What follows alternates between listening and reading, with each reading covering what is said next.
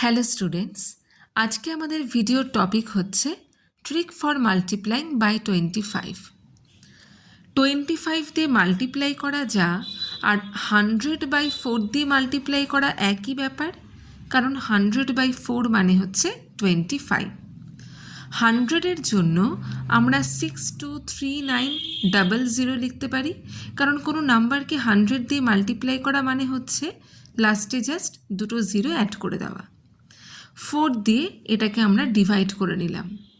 এবার দেখো, কোনো মেন্টাল ম্যাথসের ক্ষেত্রে কোনো বড় নাম্বারকে 25 দিয়ে মাল্টিপ্লাই করার থেকে সেই নাম্বারটাকে 100 দিয়ে মাল্টিপ্লাই করে বাই 4 করাটা অনেক ইজি হয়ে যায়, কারণ 4 দিয়ে আমরা মোটামুটি ডিভাইডটা মুখোমুখি করে নিতে পারি।